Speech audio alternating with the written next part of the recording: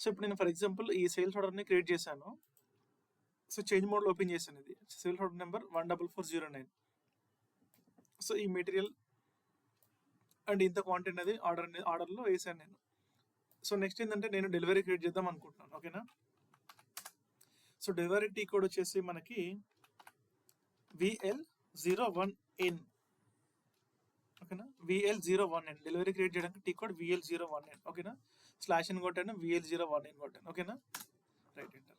So నాకు next ఏంటంటే ఇక్కడ ఆర్డర్ నెంబర్ అనేది ఇక్కడ మనం ఎంటర్ చేసుకోవాలి. కొన్నిసార్లు సిస్టమ్ డైరెక్ట్గా ప్రపోజ్ చేస్తుంది, లేనప్పుడు మనం ఎంటర్ చేసుకోవాల్సి వస్తుంది ఇక్కడ. ఓకేనా, ఇక్కడ ఆర్డర్ దగ్గర order number and shipping point అనేది కొన్నిసార్లు వస్తుంది, లేదంటే మనం మాన్యువల్ ఎంటర్ చేసుకోవాలి. ఓకేనా. సో తర్వాత నెక్స్ట్ ఏంటంటే ఈ సెలెక్షన్ డేట్ సిస్టమ్ ఆటోమేటిక్ కొన్నిసార్లు అంటే 2 days డేట్ ఇస్తుంది. ఈరోజు 9th January. ఓకేనా, సో ఎంటర్ కొడుతున్నాను. ఓకే, సో ఇక్కడ నాకు ఒక ఎర్రర్ వచ్చింది, order cannot be delivered see long distance. Okay కొట్టాను. సో ఇంకోటి ఇక్కడ చూస్తే ఈ ఎర్రర్ వచ్చింది ఇక్కడ. ఓకేనా, ఇది ఆర్డర్ నెంబర్.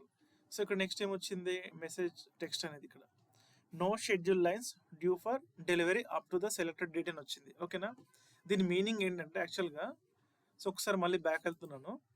సో ఇక్కడ ఏదైతే ఈ సెలెక్షన్ డేట్ ఉందో ఈ డేట్ అనేది దీనివల్ల కొంచెం ప్రాబ్లం అవుతుంది. సో దీనికి ఏం చేయాలంటే ఫస్ట్ మళ్ళీ ఒకసారి ఈ ఆర్డర్లోకి వెళ్ళాలి మనం అన్నట్టు.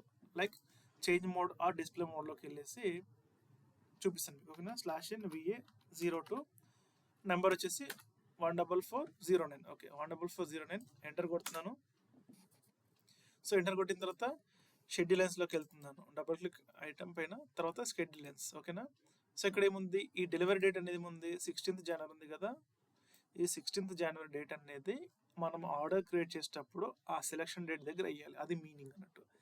అంటే ఇక్కడ 16 అని కాదు, షెడ్యూల్ లెన్స్లో ఇక్కడ ఏ డేట్ అయితే ఉందో ఆ డేట్ మినిమం ఉండాలి. ఈ డేట్ లేకపోతే దీని తర్వాత డేట్ వేయాలి. సో అలా అయితేనే మాత్రమే సిస్టమ్ అనేది అలో చేస్తుంది. సో మళ్ళీ ఒకసారి నేను ఏం చేస్తున్నాను అంటే VL01N డెలివరీ టీ కోడ్కి వెళ్తున్నాను.